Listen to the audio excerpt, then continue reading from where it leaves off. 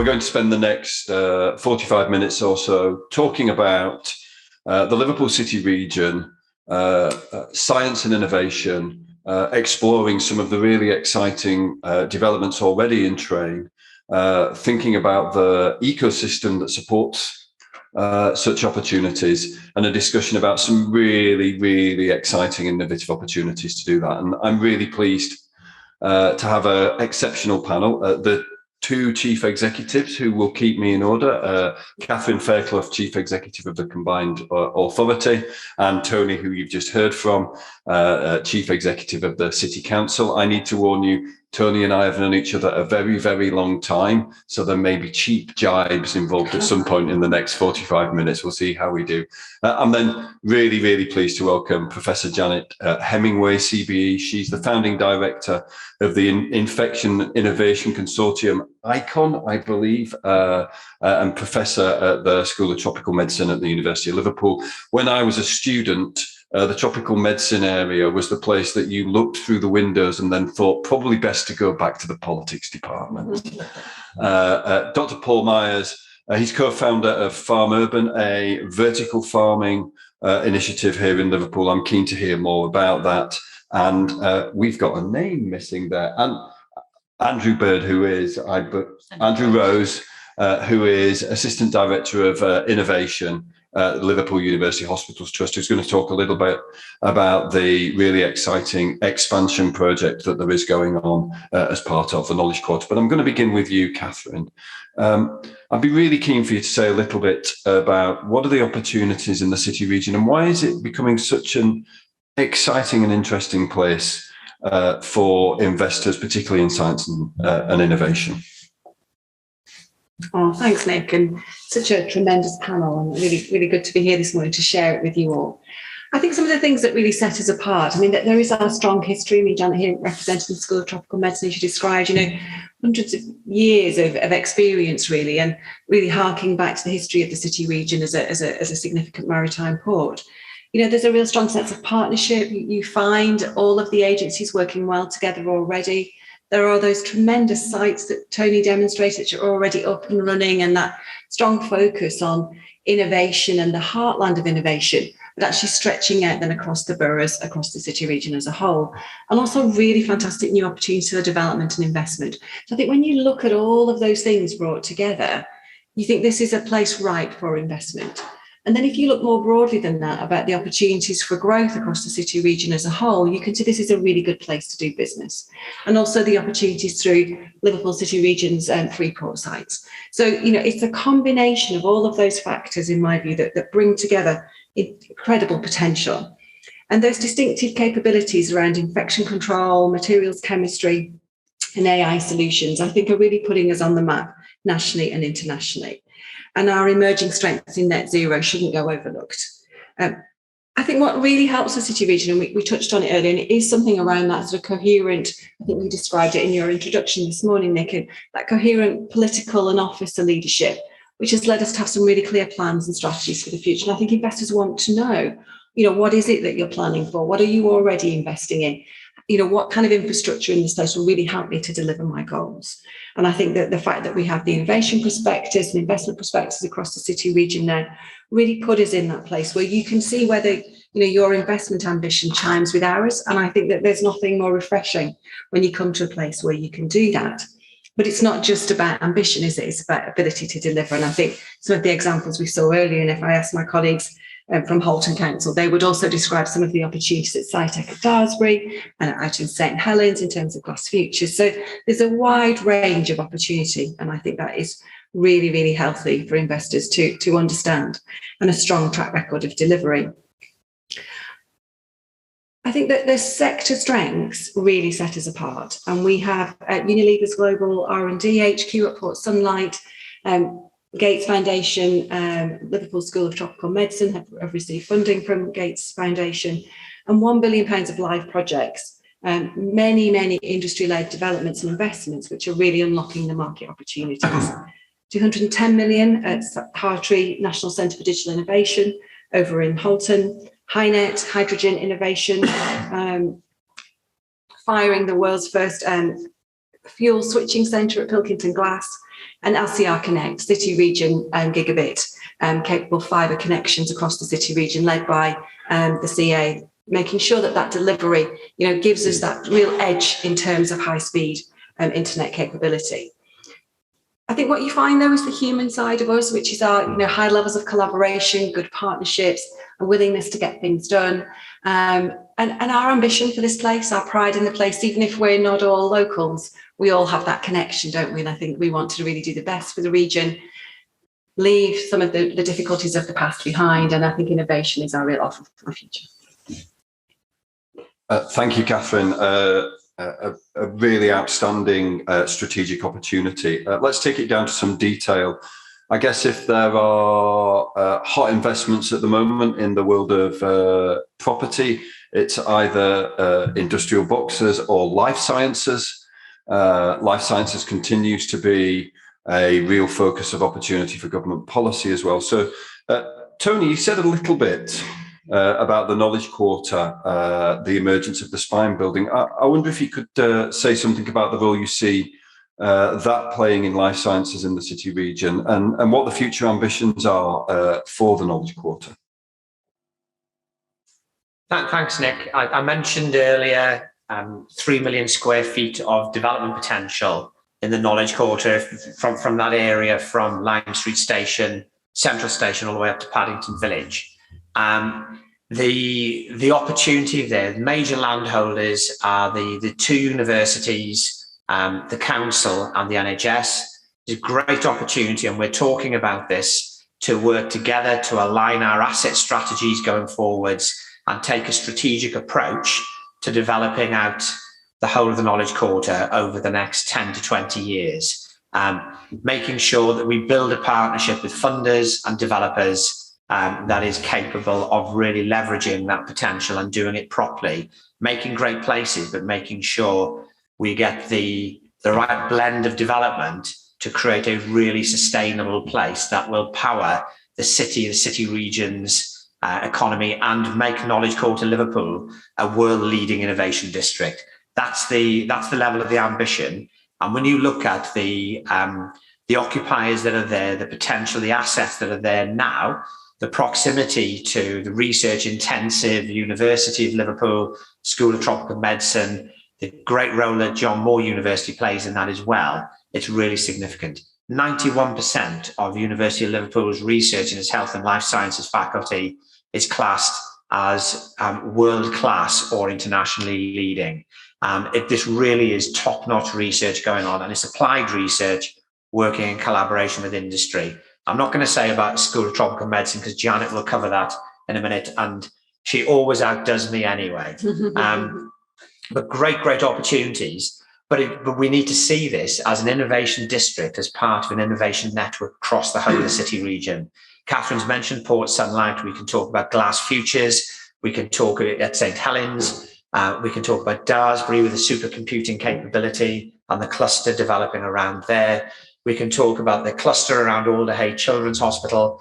And of course, I wouldn't want to forget what's happening at Speak, one of the biggest centres of manufacturing, of biomanufacturing globally, and already home to AstraZeneca and Seqirus, with huge activity taking place there as well. So I think there's fantastic opportunity. The final thing I'd say about the Knowledge Quarter in Liverpool, the thing that differentiates it from other innovation districts across the world, these are great places, but at 6 o'clock at night, they're sterile. Everybody goes home and nothing happens.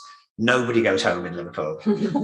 Within the Knowledge Quarter Liverpool, you've got the Everyman Theatre, you've got the Philharmonic, you've got Lipper, you've got all of the activity that takes place on Hope Street.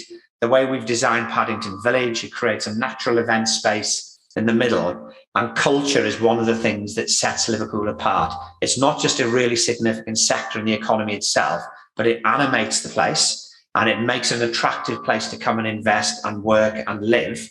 It's a very exciting place for young people. Some people, they're not so young now, but went to university in Liverpool, Mr. Walkley, and can tell you all about their stories if they can remember them, of course, from university days. And, well, you did tee it up, didn't you? And but that, you know, together with a really deep graduate talent pool, that sense of place, that sense of fun, making it one of the most exciting cities in the UK, I think sets the Knowledge Quarter apart from other innovation districts.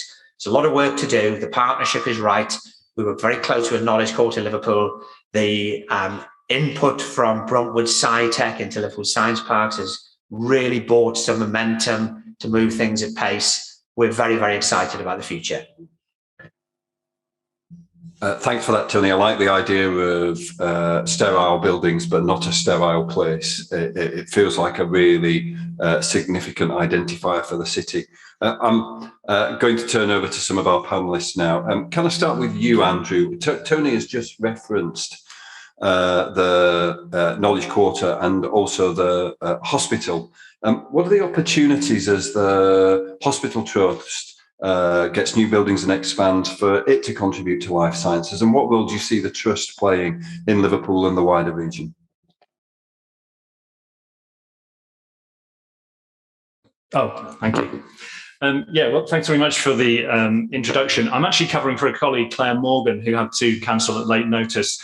But I work for the Liverpool University Hospitals NHS Foundation Trust, which is, you know, a very long title for an organisation. So to sort of break it down, this covers 4 hospitals covering 3 campuses. So that's the Royal Liverpool Hospital, Aintree Hospital, the Dental Hospital, and Broad Green Hospital as well. And the Royal and the Dental are in the Knowledge Quarter. The trust has expanded hugely through merger in October 2019, where the hospitals were brought together. There's some debate about numbers, but we are something like the 11th largest trust in the UK now, NHS trust in the UK, with a staggering 13,000 employees across the sites.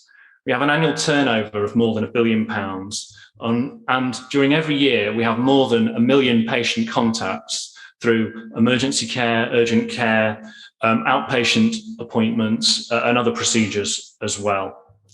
Now, as I've mentioned, the merger took place in late 2019, and obviously a merger of this scale is hugely complex given the services and the people involved. And then, of course, no sooner had that been announced than in early 2020 we were all hit with the COVID pandemic, and huge impact across the NHS. Of course, the trust, and more importantly, the staff of the trust, innovated in numerous ways. Services were reconfigured to support patients, so wards were changed, services were moved online, vaccines were delivered for staff, patients, and members of the public, and numerous adaptations occurred across the trust.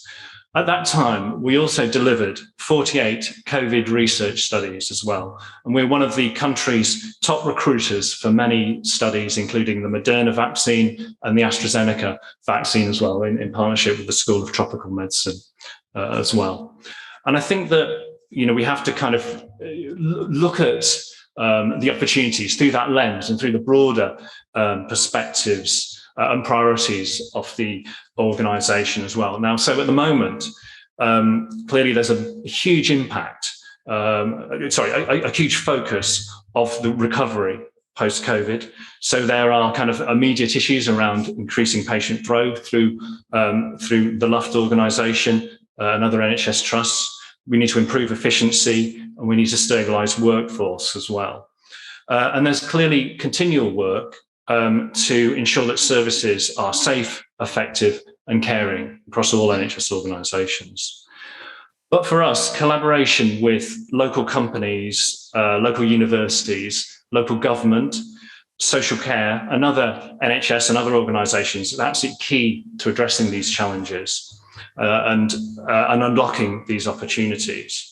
So clearly some of the changes are around process changes, workforce changes, but some of the focuses are around sort of technological changes as well. And that's where I focus my time as well. So it won't surprise people to hear that digital is absolutely central to the ambitions going forward, and active programs are ongoing. Artificial intelligence as a part of that is absolutely key for patient prioritization in many different ways. Obviously, there's a large focus on things like medical devices as well, and developing new medical devices as well, including diagnostics as well, which I think Janet will come on to talk to. So the opportunities to work with companies, with universities and other organisations are absolutely massive. There are broader opportunities. I've mentioned the vaccine research. There's further medicine research that we can support through our advanced clinical research facilities as well. There are also wider challenges that link to the wider ambitions, broader ambitions of the trust and the values of the trust as well. Clearly, there are large inequalities across the region. The sustainability agenda is very important for the organisation. Disease prevention as well.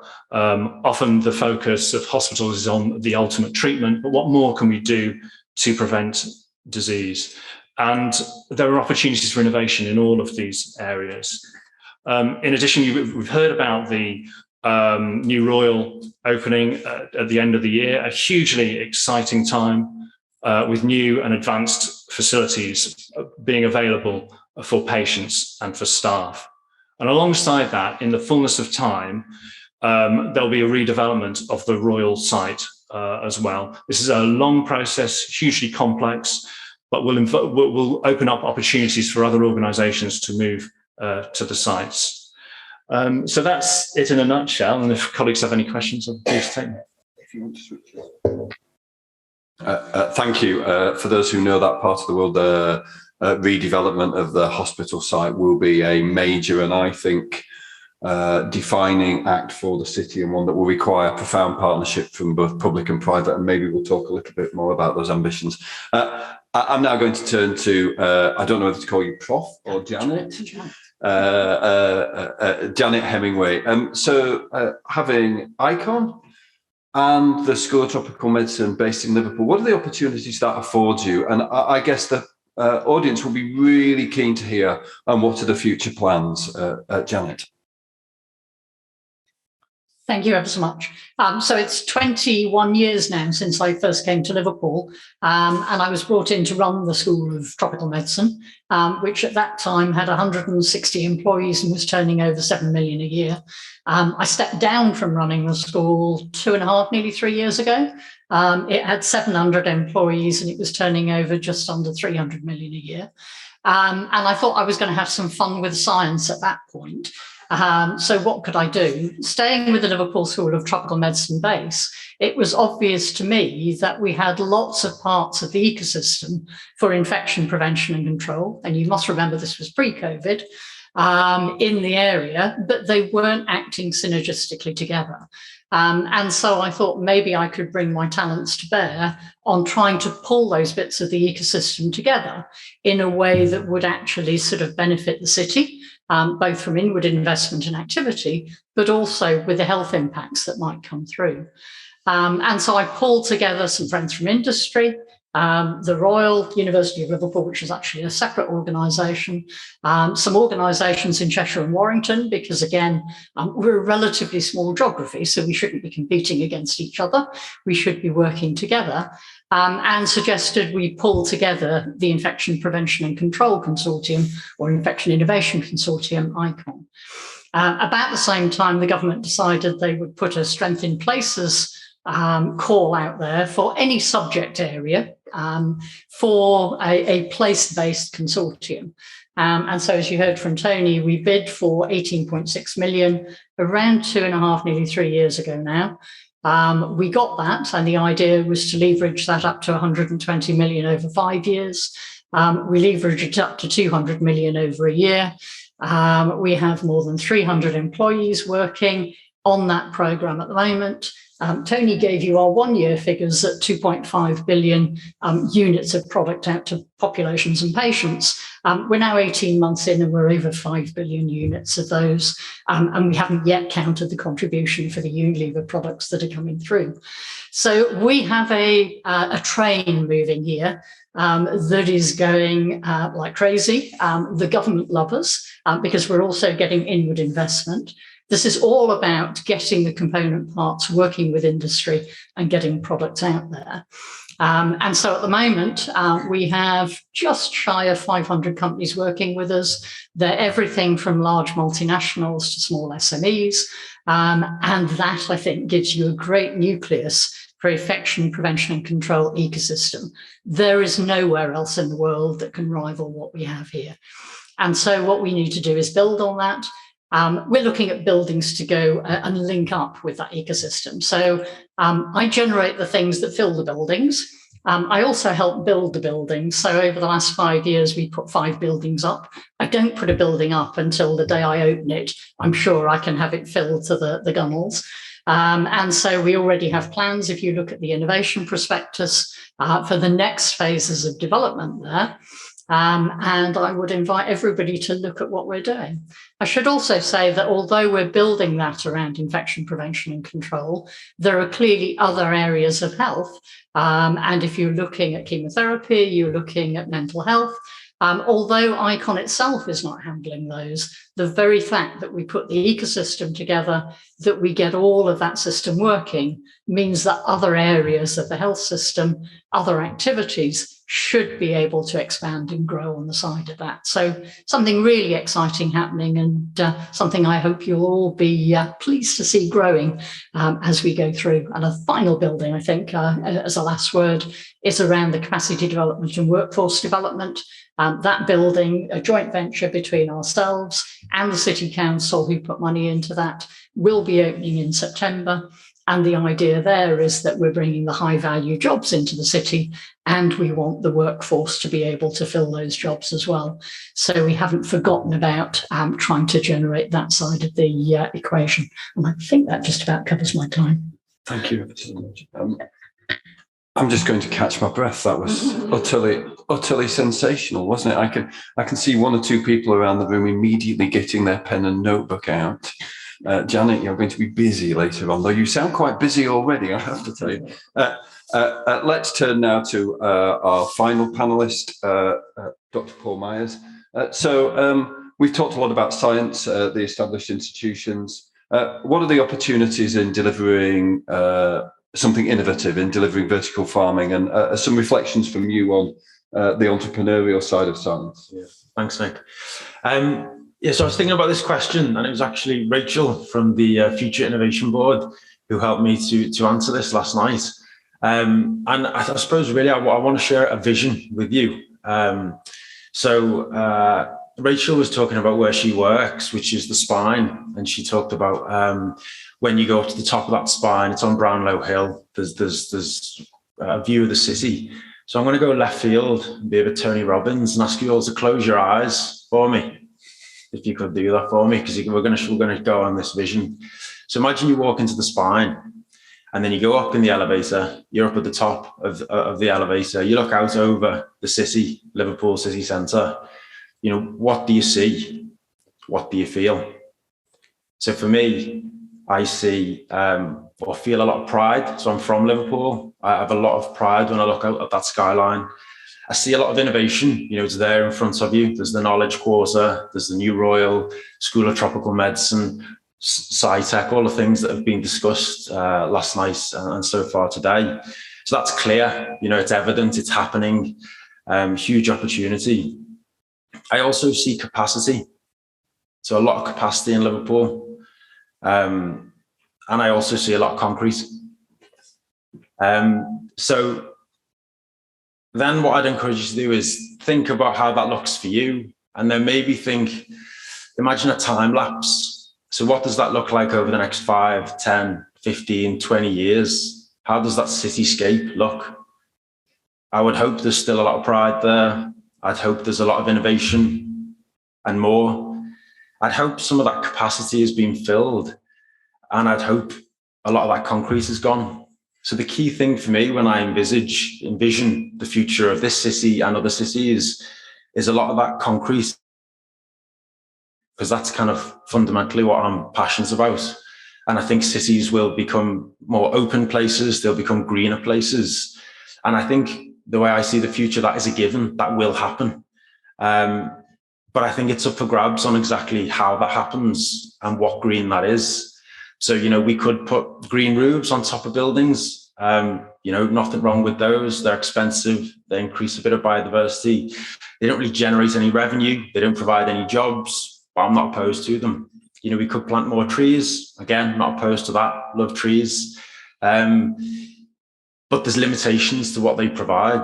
But imagine if we greened those rooftops, those vacant parts of the city, that capacity, with productive, high-tech vertical farms that provided high-tech, meaningful jobs of the future. There was an education centre, outreach programs, a destination that people could come, they could eat, they could drink, they could learn about future of food, why food's so important, how it improves health. And that's kind of how I would like to see this city and other cities develop. So, you know, this isn't a pipe dream. You know, it's happened in other parts of the world. So Melbourne have done it, New York have done it, Brooklyn have done it. We are doing it at Heath Park in Runcorn. So a fantastic development, a huge regeneration scheme of an old science and business park with really ambitious plans. And at the core, at the heart of that is a vertical farm. Not one of these huge plant factories that Amazon are building in peri-urban warehouses, but a meaningful mid-sized vertical farm that's kicking out serious product, but it's also educating people, engaging people, connecting to people. And again, you know, this is probably a bit further ahead than some of the innovations that have been talked about, but it is coming.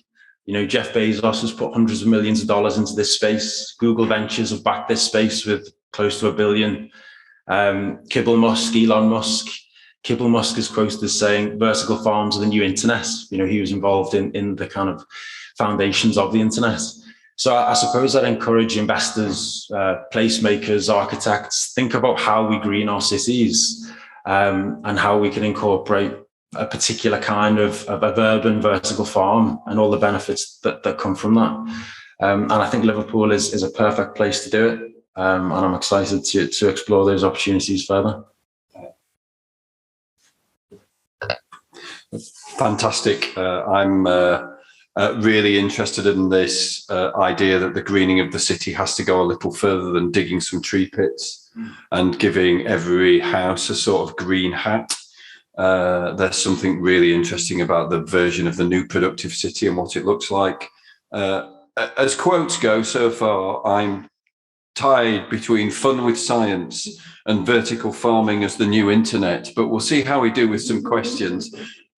Huge ambition, really positive leadership. I guess the question that those in the room will be asking is, so where is investment now needed?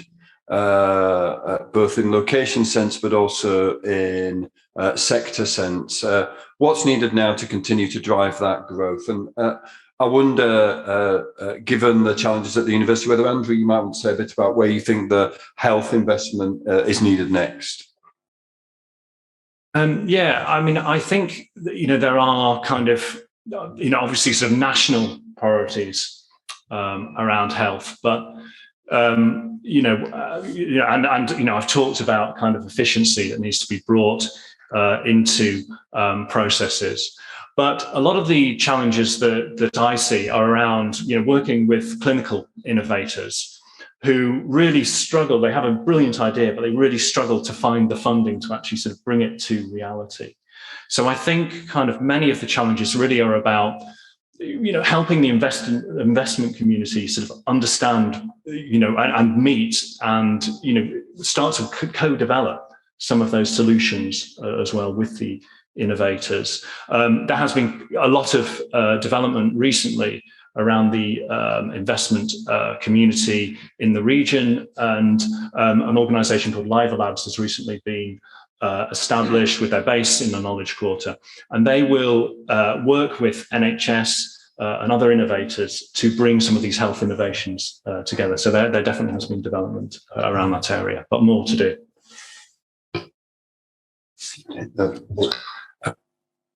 Tony, do you want to just turn to the question of where next in terms of investment in assets and where the opportunities are in the city? And then I might ask Katherine to say a little bit about the wider city region.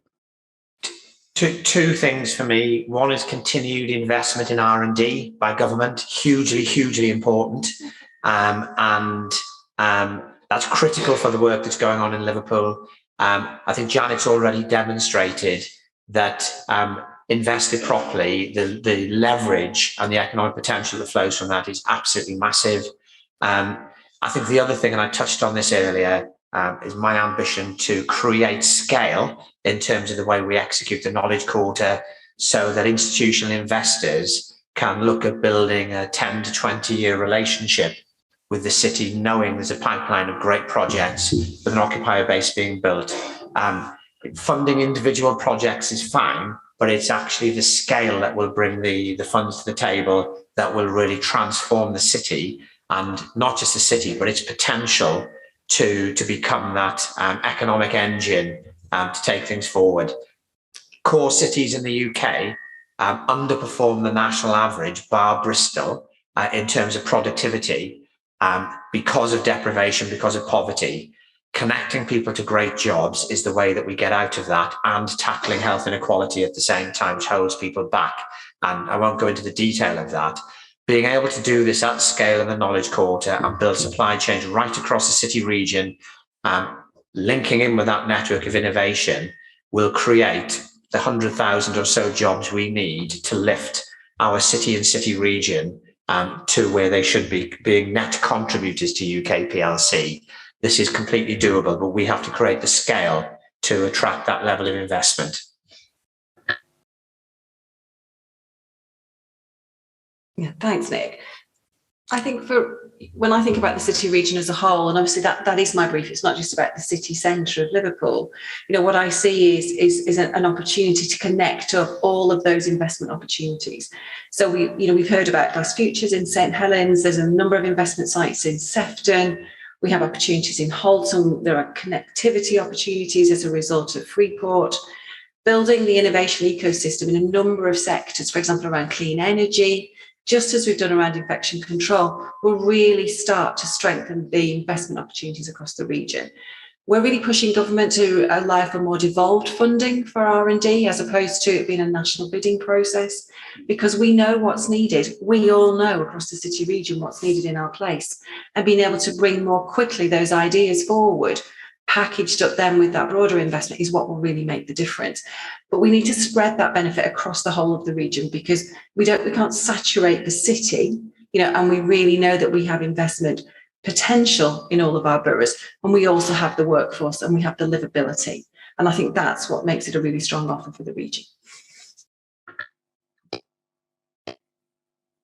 There's also an excellent shopping centre in Bootle that I can imagine a life sciences future for, amongst many opportunities. See, I told you I'd get that in at some point. Yes, right. Jenny, do you want to say a few words about where next for investment in your sector? And I'm particularly interested in this growing sense of a more entrepreneurial university sector, and whether there are further investment opportunities there. So I think there are a few obvious ones.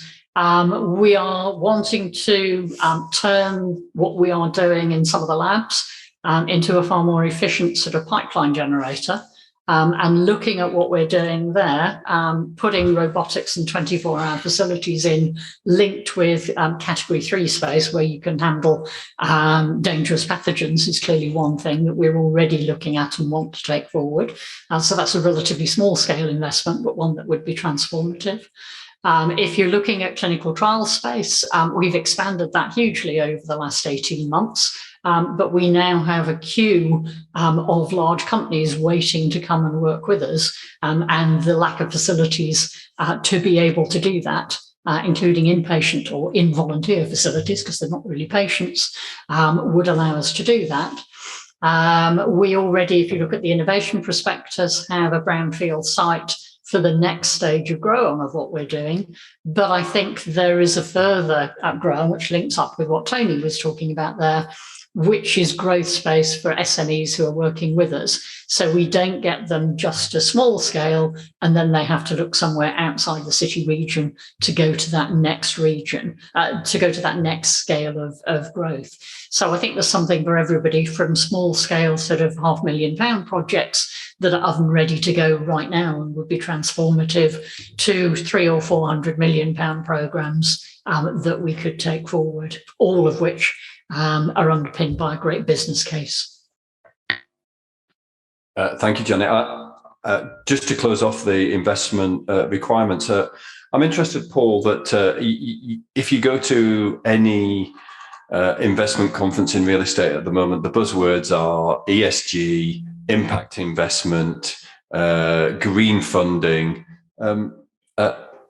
Are you able to access that? Are there significant opportunities in that space? I'm really interested in your experience of how pulling the funds together has been, because there is a bit of a theme emerging here, isn't there, about big opportunities, but getting the pipeline properly lined up just is a challenge. So I'm interested in your experience here, as the panel would be, as the audience would be, Paul.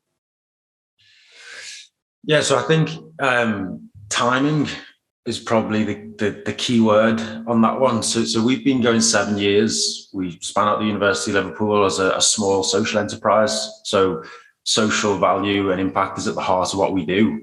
It's why we exist. And then it kind of goes without saying the environmental side of things. But in those early days, if you said, oh, I'm going to set up a vertical farm, no one knew what you were talking about. Hydroponics, so that's for growing weed, isn't it? Aquaponics, what? No one had a clue. And so in those early days, we kind of really watched the space, really detailed analysis on globally which companies had succeeded, which ones had failed and why. And there's a range of reasons, but the scariest one for us was companies that accessed too much and the wrong source of money too early on, and they didn't know what they were doing, and they were gone. So we kind of very consciously didn't access big chunks of money, much to some of the team's dismay. But I think it was the right choice. We've grown organically, slowly. We're a really resilient company now, still small, but with big ambitions. We're profitable. And I think we're now at the point where we're ready to scale. And I think the ESG piece, and that's where I say timing, it's, we had some small investment from a housing association, and our ESG ratio was 1 to 55. So they put more than £1 in, but we generated 55x social and environmental impact. So now with that data and the track record, we're just about ready to go to big corporates and developers and investors and say, we can add that 15% ESG on this development, no problem. And it allows us to achieve our kind of aims. But I think timing, absolutely, and the right funding and the right partners who are values aligned, I think is crucial for us. That's really, really helpful and fantastic. We're running short of time, but I do want to just ask a quick round of questions. So we've got the opportunities, we've got the assets, we've got the leadership. Many cities then struggle in developing the right employee offer and attracting the right skills. And I'm just really interested in the panel's view on what is the city region's employee offer, and for employers, is there a ready pool of capable labour? Can you attract the right talent? And maybe I might turn first of all to Tony for a few words on this. Two bits to that next, hugely important. We have a really deep graduate talent pool in the city. We don't currently have sufficient graduate level jobs for those people. I think that will change, and it will change quickly. And I see the potential for Liverpool over time to then attract graduates because of the livability of the city, the way that young people engage with the city and absolutely love it, plus the opportunities that will be here. The second bit of this is children growing up in our poor communities are going to be the labour force of the future. Our job is to make sure those young people get a great education at school, they get the preschool support to make sure they're ready to learn, and that as they're growing up from an early age, they can see a very clear pathway into a great job, so that they know if they work hard, they've got a really bright future. That's absolutely fundamental for this for me. Thanks, Tony. I'm getting that you've got 2 minutes left. You've talked too long, sort of eye from the corner. We've a question on Slido, which I'm just going to actually direct to maybe Janet in the first instance. And I think some of the panelists may have something. And it's really straightforward. Do you need more scale-up space, particularly for lab space? Quick response and thoughts on that. Janet, do you want? Yes. How much quicker do you need? Yes, we have the small scale lab space already full. and there are opportunities for people wanting to come in to labs at scale. So the demand is already there. Would be great to be able to have that and offer it right now. Katherine, are there locations around the city region? I want you to say yes so much here, where investors could support the delivery of more of that lab space? Yes, Nick. Just speak to us or our colleagues at the Growth Platform. It's exactly 10:30. Can I just offer a couple of very quick reflections here? The first is, when you come to Liverpool, you're immediately struck out by the strength of the place, the culture, the iconography of the architecture. It's familiar. But what we've seen, I think, in this panel is some deep reflection about the connection between place, opportunity, and actually a genuine entrepreneurial, intellectually capable spirit that is going to create really significant future opportunities. And that actually, my perspective here is that it's that vision backed by some real heft that marks Liverpool out as being a potentially significant player on the global stage in science and innovation. I think it's been a fabulous panel. I know that many of the panelists will be around during the day for further conversations, but can we thank them all in the usual way? Katherine, Janet, Paul, Tony and Andrew, thank you.